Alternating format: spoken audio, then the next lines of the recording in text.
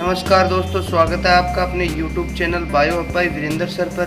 दोस्तों, हमने 15वें लेसन के कुछ टॉपिक पढ़ लिए थे। आज हमारा टॉपिक है वांछित जीन का क्लोनिंग वाहक में निवेशन।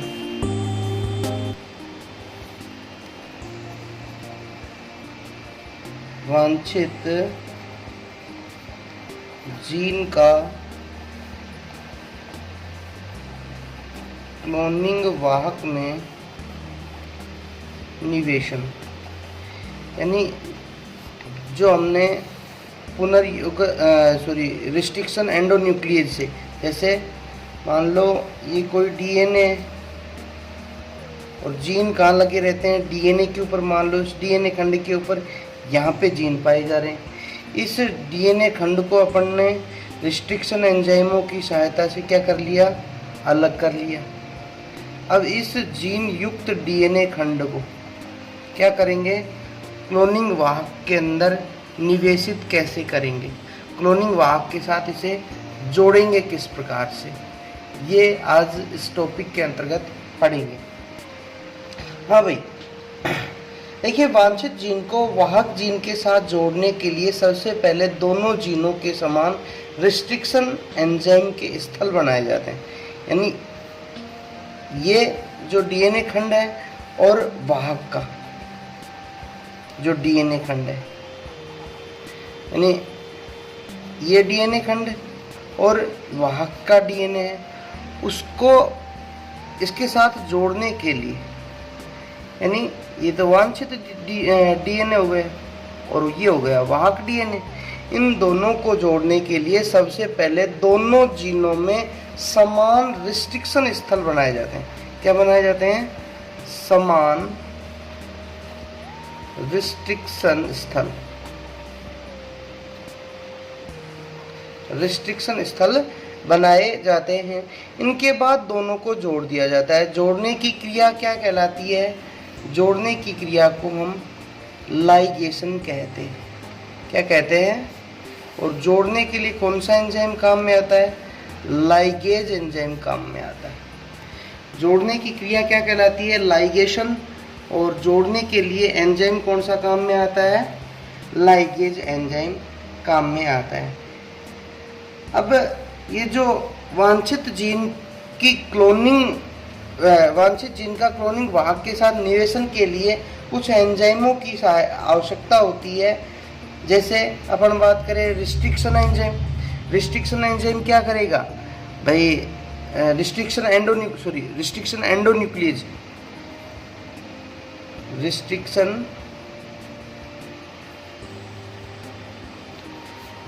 एंडोन्यूक्लियस क्या करता है?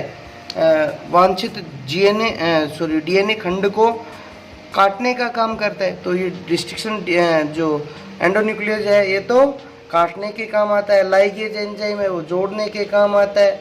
फास्फेटेज एंजाइम है, वो फास्फेट समूह को जोड़ने के काम आता है। रिवर्स ट्रांसक्रिप्टेज उसको वापस से जोड़ने का काम करता है। उसकी एक तरह से रिवर्स प्रक्रिया को सुचारू रखता है। तो ये सब एंजाइम हैं जो इसके अंदर काम में आते हैं। अब पुनर्योगज डीएनए का परपोषी कोशिका में गुणन कैसे होता है, वो हमारा अगला पॉइंट है। नेक्स्ट पॉइंट है हमारा पुनर्योगज डीएनए का परपोषी कोशिका में गुणन।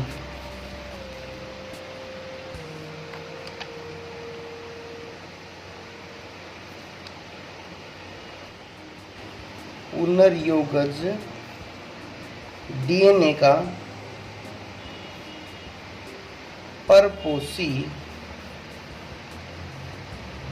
कोशिका में गुणन। परपोषी कोशिका में गुणन, यानी पुनर्योगज डीएनए को परपोषी कोशिका में दो प्रकार से प्रवेश कराते हैं। कितने प्रकार से परपोषी कोशिका में प्रवेश कराएंगे? दो प्रकार से। एक क्रिया कहलाती है रूपांतरण, ये हमने 11वीं क्लास में भी पढ़ा था। दूसरा आता है पारक्रमण। ये दोनों पॉइंट 11वीं क्लास में भी आते हैं।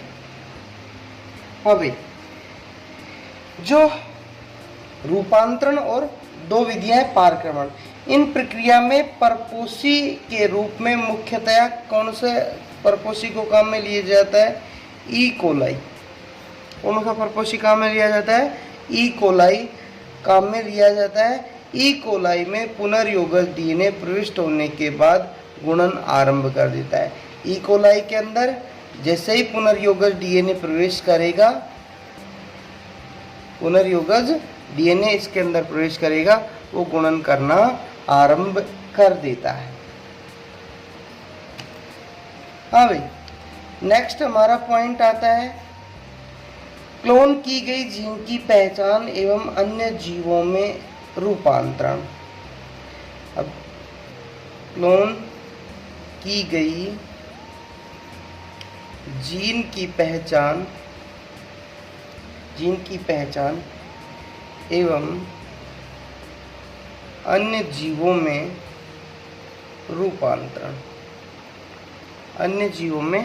रूपांतरण, हाँ भाई, इस प्रक्रिया के अंदर ये जो हमने क्या कर दिया, पुनर्योगज डीएनए को परपोषी कोशिका में प्रवेश करा दिया, गुणन क्रिया आरंभ हो गई।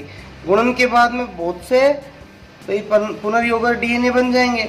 अब उन पुनर्योगज डीएनए से क्लोन की गई जीन की पहचान करेंगे और अन्य जीवों के साथ जोड़ करके उनके जीनोम को परिवर्तित करेंगे। यानी जब वांछित जीन को वाहक के साथ जोड़ा जाता है तो कई प्रकार के अवांछित उत्पाद भी साथ साथ में बनते हैं। यानी वांछित के साथ साथ में बहुत से प्रकार के अवांछित उत्पाद भी बनते हैं जिनको हटाया जाना जरूरी है। अवांछित उत्पाद को हटाने व परपोषी कोशिका में पुनर्योगज डीएनए का चयन करने के लिए विशेष प्रकार की जीन काम आती हैं। क्या काम आती हैं? विशेष प्रकार की जीन काम में आती हैं। इन जीनों को मार्कर जीन कहा जाता है। क्या कहा जाता है? Marker gene.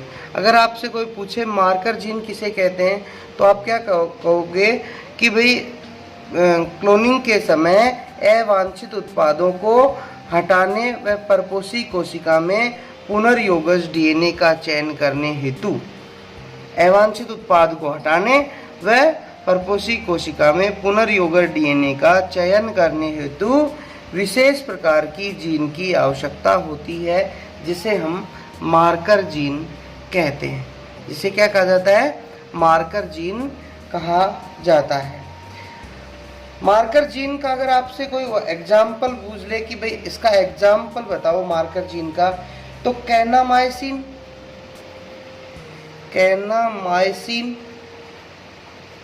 एवं ये जो कैनामाइसिन प्रतिरोधक जो जीन होती है, प्रतिरोधक जीन है, ये क्या है? एक प्रकार की मार्कर जीन होती है जो अवांछित उत्पाद को हटाने व परपोषी कोशिका में पुनर्योगज डीएनए के चयन हेतु काम में आती है।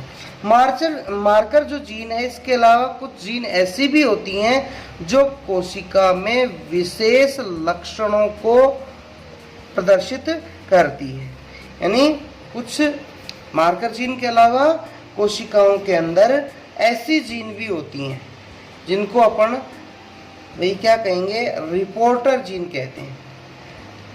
Reporter gene. और रिपोर्टर जीन काम क्या करती हैं? विशेष लक्षणों को कोशिका में विशेष लक्षणों को प्रदर्शित करती हैं। विशेष लक्षणों को प्रदर्शित करती हैं, रिपोर्टर जीन कहलाती हैं। अगर आपसे कोई पूछे कि LUC, ये LUC यानी ल्यूसीफेरेज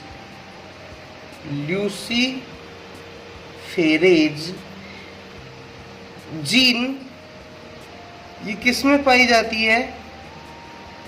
जुगनू में पाई जाती है। किस में पाई जाती है भाई? जुगनू के अंदर पाई जाती है तथा जैव प्रदीप्ति उत्पन्न करती है।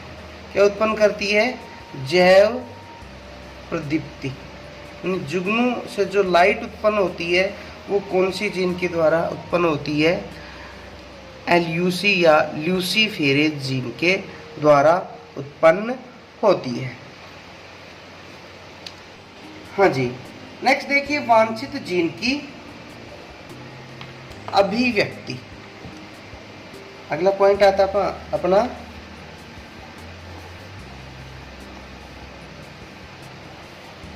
वांछित जीन की अभिव्यक्ति। हाँ भाई, वांछित जीन जो हमने परपोषी में प्रवेश कराया है वो वास्तव में मौजूद है या नहीं है। यानी वांछित जीन की अभिव्यक्ति का पूरा तात्पर्य ई कोलाई में क्लोन की गई जीन को प्राप्त करके संपूर्ण जो अपन ने क्लोन की गई जो जीन है उसको प्राप्त करके सूक्ष्म जीव पादप जंतु में निवेशित कराकर उनसे वांछित उत्पाद प्राप्त किए जाते हैं। ये वांछित जीन है, ये क्या है भाई, वांछित जीन को ई कोलाई के अंदर हमने इसकी क्या कराई है, क्लोनिंग कराई है। कोलाई में इसकी क्लोनिंग कराई है। अब इस क्लोनीकृत जीन को प्राप्त करेंगे, इसको क्या करेंगे हम, जीन को प्राप्त करेंगे। अब प्राप्त करके इस जीन को अन्य जीवों में, अन्य जीव क्या हो सकते हैं, कोई सूक्ष्म जीव हो सकता है, पादप हो सकता है या जंतु हो सकता है, इसके अंदर इसे प्रविष्ट कराएंगे और प्रविष्ट कराकर ये जो जीन जिस भाई उत्पाद बनाने के लिए हमने प्राप्त किया था उस उत्पाद को प्राप्त किया जाता है। जैसे अगर हम एग्जाम्पल के रूप में लें तो ई कोलाई में इंसुलिन का जो उत्पादन किया जाता है, ई कोलाई में किसका क्या किया जाता है, इंसुलिन का उत्पादन किया जाता है। अब ये इंसुलिन का उत्पादन कैसे करते हैं, मानव का जो डीएनए उस मानव के डीएनए में इंसुलिन उत्पादित करने वाले जीन को पहचाना गया। मान लो ये जीन इस डीएनए खंड पे लगा हुआ है, इसको यहाँ से काट लिया गया और ई कोलाई में प्रविष्ट करा दिया। अब ई कोलाई में प्रविष्ट करा के यह जीन इंसुलिन का क्या करता है, फिर उत्पादन करता है और ई कोलाई से इंसुलिन को प्राप्त करके मानव के क्या कर दिए जाते हैं, इंजेक्शन द्वारा शरीर में इंजेक्ट कर दिए जाते हैं। अब नेक्स्ट बिंदु आता है, कई बार आपसे ये प्रश्न बोर्ड में भी आया हुआ है कि ट्रांसजेनिक पादप व ट्रांसजेनिक जंतु क्या है। ट्रांसजेनिक पादप या फिर ट्रांसजेनिक जंतु। हाँ भाई, पादप, ट्रांसजेनिक पादप या जंतु क्या होते हैं।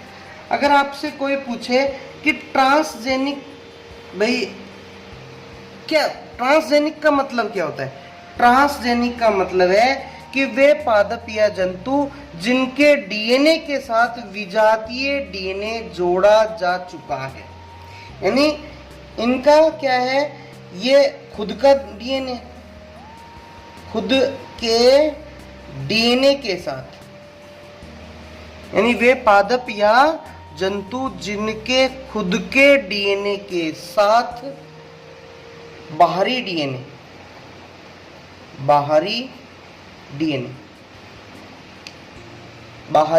डीएनए या इसको अपन विजातीय डीएनए भी कह सकते हैं, विजातीय डीएनए जोड़ा जा चुका है। वे, दोबारा से समझ लीजिए परिभाषा, वे पादप या जंतु जिनके डीएनए के साथ विजातीय डीएनए जोड़ा जा चुका है, विजातीय डीएनए जोड़ा जा चुका है, उन जंतुओं को ट्रांसजेनिक पादप या मतलब पादपों को तो ट्रांसजेनिक प्लांट और एनिमल्स को ट्रांसजेनिक एनिमल्स कहते हैं। नेक्स्ट हमारा बिंदु आता है सी डीएनए या पूरक डीएनए। यहाँ देखते हैं सी डीएनए, या इसको पूरक डीएनए भी कह देते हैं, पूरक डीएनए। हाँ जी, आरएनए रज्जु पर रिवर्स ट्रांसक्रिप्टेज एंजाइम की सहायता से जो डीएनए बनाया जाता है उस डीएनए को पूरक डीएनए कहा जाता है। डीएनए को क्या कहते हैं? सी डीएनए या पूरक डीएनए कहते हैं। देखो आरएनए के ऊपर, आरएनए रज्जु पर क्या करें? एंजाइम कौन सा लें? Reverse transcriptase. Reverse transcriptase enzyme लें और रिवर्स ट्रांसक्रिप्टेज एंजाइम की सहायता से क्या बनाया जाए? डीएनए बनाया जाए। ध्यान रखना, आरएनए वास्तव में तो डीएनए से आरएनए बनता है, लेकिन यहाँ आरएनए से हम रिवर्स ट्रांसक्रिप्टेज एंजाइम की सहायता से डीएनए बना रहे हैं। इस क्रिया को तो क्या कहेंगे? पूरक डीएनए निर्माण की क्रिया। पूरक डीएनए निर्माण क्रिया। और इस तरह बना जो डीएनए है उस डीएनए को सी डीएनए या पूरक डीएनए कहते हैं। बताओ बात समझ में आई कि नहीं आई? यानी दोबारा से समझ लो, यानी आरएनए रज्जु पर रिवर्स ट्रांसक्रिप्टेज एंजाइम की सहायता से डीएनए के निर्माण की क्रिया को तो पूरक डीएनए निर्माण क्रिया, वह इस तरह बने डीएनए को पूरक डीएनए या सी डीएनए कहते हैं। नेक्स्ट पॉइंट है अपना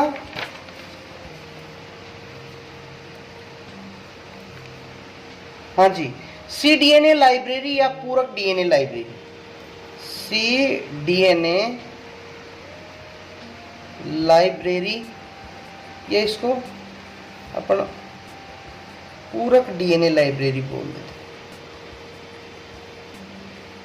पूरक डीएनए लाइब्रेरी, सी डीएनए लाइब्रेरी या पूरक डीएनए लाइब्रेरी।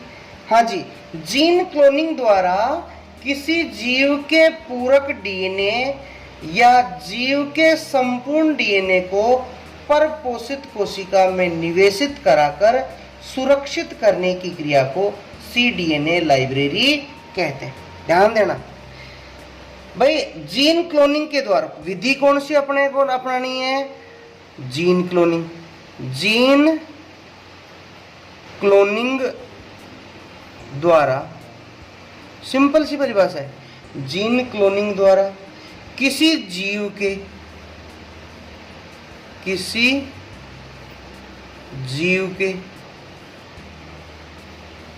पूरक डीएनए या फिर संपूर्ण डीएनए, पूरक डीएनए या संपूर्ण डीएनए को परपोषी कोशिका में निवेशित कराकर सुरक्षित किया जाना क्या कहलाता है? सी डीएनए या पूरक डीएनए लाइब्रेरी।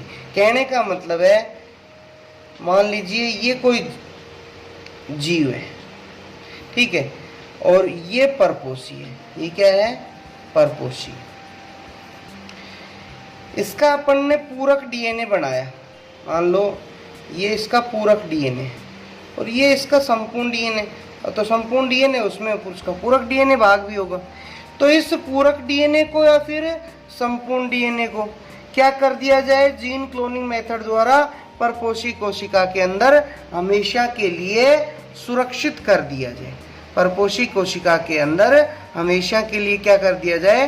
सुरक्षित कर दिया जाए। इसे ही सी डीएनए लाइब्रेरी या पूरक डीएनए लाइब्रेरी कहते हैं। लाइब्रेरी में पुस्तकें सुरक्षित होती हैं, यहाँ पे अपन ने किसी परपोषी जीव के अंदर उसका पूरक डीएनए क्या कर दिया? सुरक्षित कर दिया। अब cDNA लाइब्रेरी बनाते कैसे, यानी निर्माण कैसे होता है cDNA लाइब्रेरी का, तो इसके कुछ बिंदु हैं। यानी सबसे पहले कोशिकाओं से mRNA प्राप्त किया जाता है। सबसे पहले क्या प्राप्त करेंगे, mRNA प्राप्त करते हैं। सबसे पहले तो mRNA प्राप्त करेंगे, मैसेंजर RNA प्राप्त किया जाता है। mRNA पर रिवर्स ट्रांसक्रिप्टेज की सहायता से, mRNA पर क्या करेंगे, रिवर्स ट्रांसक्रिप्टेज एंजाइम द्वारा, रिवर्स ट्रांसक्रिप्टेज एंजाइम के द्वारा क्या बनाया जाएगा, cDNA बनाया जाएगा। क्या बनाया जाता है, ये अपन ने पहले ही देख लिया, cDNA बनाया जाता है।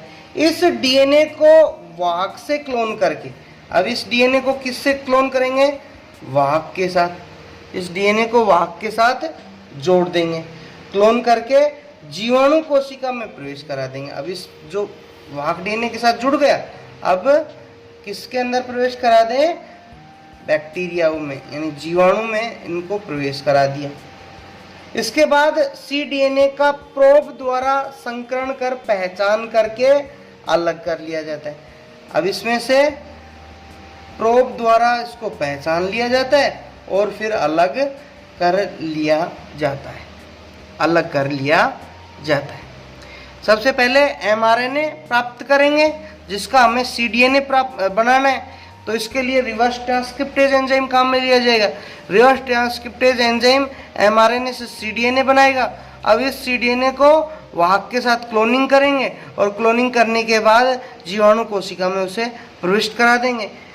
अंत में जीवाणु कोशिका के अंदर प्रोब द्वारा पूरक DNA की पहचान की जाएगी और उसे अलग कर लिया जाता है। हाँ जी, नेक्स्ट बिंदु आता है अपना जीनोमिक लाइब्रेरी। एक कई बार पूछ लेता है कि भाई cDNA का उपयोग यूकैरियोटिक जीव के प्रोकैरियोटिक जीवों में अभिलक्षण को प्रदर्शित करने के लिए किया जाता है। कई बार ये पूछ लेता है कि भाई जो cDNA है इसका उपयोग यूकैरियोटिक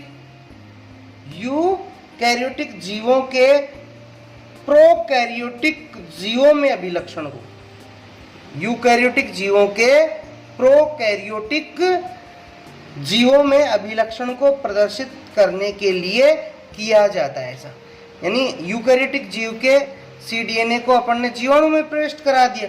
अब जीवाणु प्रोकैरियोटिक है और अपन ने जो ये मुख्य कोशिका ली थी ये यूकैरियोटिक थी, तो इसके लक्षण को प्रोकैरियोटिक जीव में प्रदर्शित कराने के लिए किया जाता है, क्योंकि इनमें यूकैरियोटिक जीव के इंट्रॉन का अभाव होता है। किसका अभाव होता है, इंट्रॉन, DNA के इंट्रॉन भाग का अभाव होता है। इंट्रॉन नहीं पाया जाता है, DNA का इंट्रॉन भाग एब्सेंट रहता है। आपसे पूछ ले कौन सा भाग एब्सेंट रहता है, तो ध्यान रखना इंट्रॉन भाग। नेक्स्ट बिंदु आता है जीनोमिक लाइब्रेरी। जीनोमिक लाइब्रेरी, हाँ जी, किसी जीव के संपूर्ण जीनोम को क्लोनीकृत खंडों का संग्रह, यानी किसी जीव के, परिभाषा के रूप में देखना, किसी जीव के संपूर्ण, यहाँ पे तो अपन ने cDNA की लाइब्रेरी बनाई है, यहाँ पे संपूर्ण जीनोम, संपूर्ण जीनोम के क्लोनीकृत खंडों का संग्रह क्या कहलाता है, जीनोमिक लाइब्रेरी कहलाता है। किसी जीव के संपूर्ण जीनोम के क्लोनीकृत खंडों का संग्रह किया जाना ही जीनोमिक लाइब्रेरी कहलाता है। किसी जीव के संपूर्ण अगुणित DNA समुच्चय को, अगुणित DNA समुच्चय को उस जीव का जीनोम या संजीन बोलते हैं। अगर आपसे पूछे जीनोम किसे कहते हैं तो आप क्या कहोगे? अगुणित भाग। जैसे ये डीएनए है, डीएनए आपको पता है द्विरज्जु की होता है। क्या होता है? द्विरज्जु की होता है। अब जब क्या होता है? अर्धसूत्री विभाजन होता है। क्या होता है? अर्धसूत्री विभाजन होता है। अर्धसूत्री विभाजन होता है तो ये 2n है वो n का निर्माण करता है, n डीएनए। 2n है वो किसका निर्माण किया? n डीएनए का, अर्थात अगुणित भाग का। तो आप क्या कहोगे? किसी जीव के संपूर्ण अगुणित डीएनए समुच्चय को, संपूर्ण डीएनए के अगुणित समुच्चय को ही उस जीव का जीनोम कहते हैं। जीनोम, या इसको हिंदी में कहा जाता है संजीन। जीनोम या संजीन कहते हैं। अब ये जो जीनोमिक लाइब्रेरी का निर्माण एक कोशिका से उसका संपूर्ण डीएनए निकालकर किया जाता है। एक कोशिका, ये कोशिका है, इस कोशिका से सारा संपूर्ण डीएनए निकालेंगे, संपूर्ण डीएनए निकाला जाता है। यह क्रिया के लिए कुछ चरण हैं, जिन चरणों को आप ऐसे समझ सकते हैं कि जैसे ये दाता कोशिका का क्या हो गया? दाता कोशिका का, ऐसे समझ लो, दाता कोशिका का संपूर्ण डीएनए हो गया। अब ये संपूर्ण डीएनए, इस संपूर्ण डीएनए का रिस्ट्रिक्शन एंडोन्यूक्लियस एंजाइम की सहायता से, रिस्ट्रिक्शन एंडोन्यूक्लियस, इसको ऐसे समझ लो, रिस्ट्रिक्शन एंडोन्यूक्लियस, प्रतिबंधन एंडोन्यूक्लियस, ये क्या करते हैं? डीएनए को छोटे छोटे खंडों में काटने का काम करते हैं। तो यहाँ पे क्या बन गए हमारे पास? डीएनए के खंड बन गए। डीएनए के क्या बन गए? खंड। यानी रिस्ट्रिक्शन एंडोन्यूक्लियस ने संपूर्ण डीएनए को छोटे छोटे खंडों में काट दिया। अब इन खंडों को किसके साथ जोड़ देंगे? वाहक डीएनए के साथ जोड़ देंगे। किसके साथ जोड़ दिया जाएगा?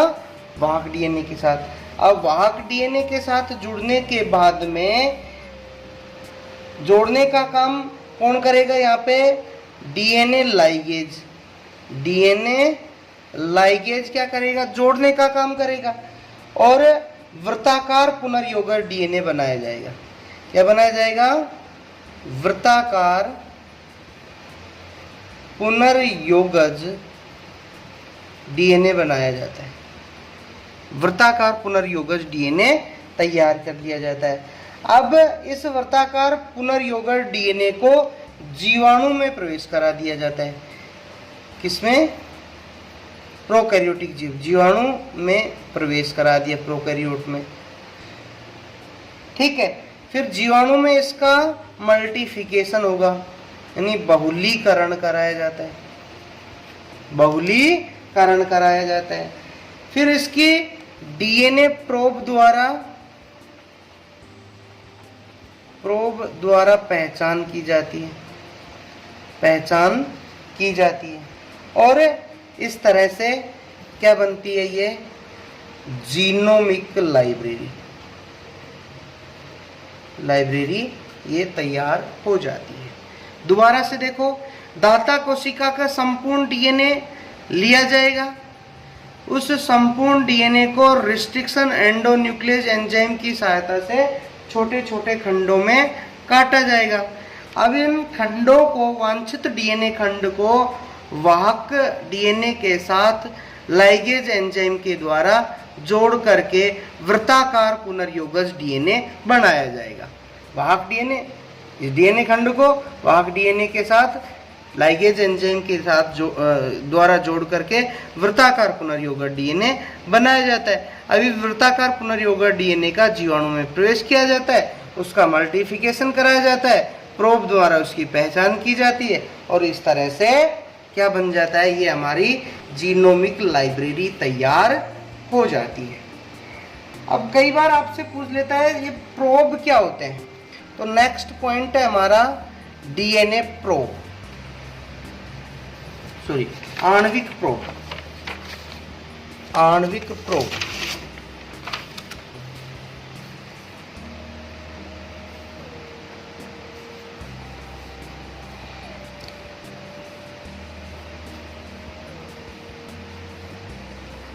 आणविक प्रोब। आणविक प्रोब क्या है, यानी वे डीएनए या आरएनए के खंड, ये क्या होते हैं, ये वे डीएनए या फिर आरएनए के खंड, वे डीएनए या आरएनए के खंड जिनकी सहायता से किसी भी जीव में उपस्थित उसके पूरक डीएनए या आरएनए की पहचान की जाती है, आणविक प्रोब कहलाते हैं। यानी वे डीएनए या आरएनए के खंड जिनके द्वारा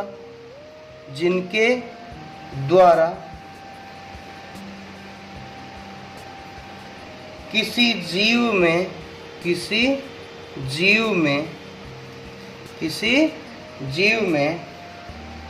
उपस्थित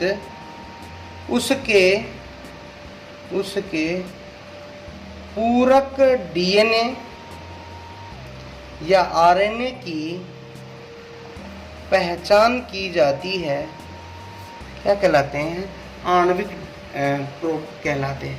यानी वे डीएनए, ये वास्तव में क्या, आणविक प्रोब वास्तव में डीएनए या फिर आरएनए के खंड है। आरएनए के क्या है, ये खंड है। वास्तव में क्या है, आणविक प्रोब डीएनए आरएनए के खंड है जिनके द्वारा किसी जीव के अंदर उपस्थित उसके पूरक डीएनए की पहचान की जाती है, आणविक प्रोब कहलाते हैं। ये आणविक प्रोब हैं, ये 2 प्रकार के होते हैं। आणविक प्रोब कितने प्रकार के हैं, 2 प्रकार के। अब देखिए, पहला डीएनए प्रोब और दूसरा आरएनए प्रोब।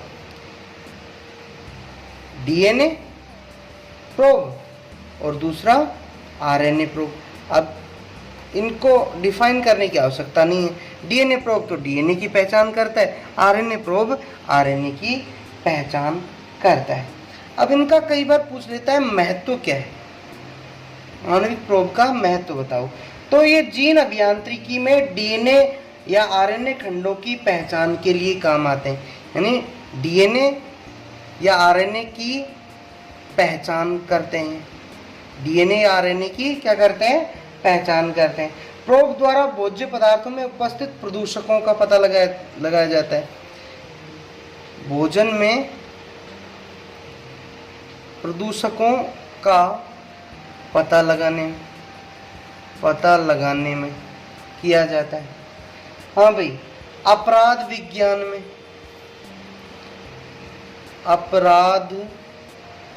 विज्ञान में डीएनए प्रोबों का उपयोग होता है। पैतृकता के मामले सुलझाने में,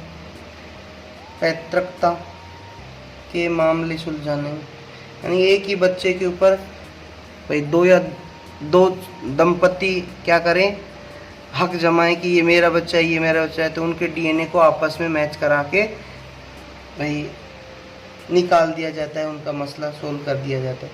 इसके अलावा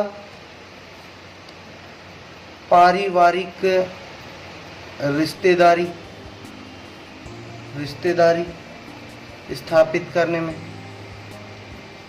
यानी आपस में रिश्तेदारों के अंदर जो भाई एक तरीके से वो हो जाती है कि भाई कौन किसका क्या है, इनमें आपस में कोई संबंध है या नहीं है, तो ऐसे मामलों को सुलझाने के अंदर डीएनए या आरएनए प्रोब काम में आते हैं।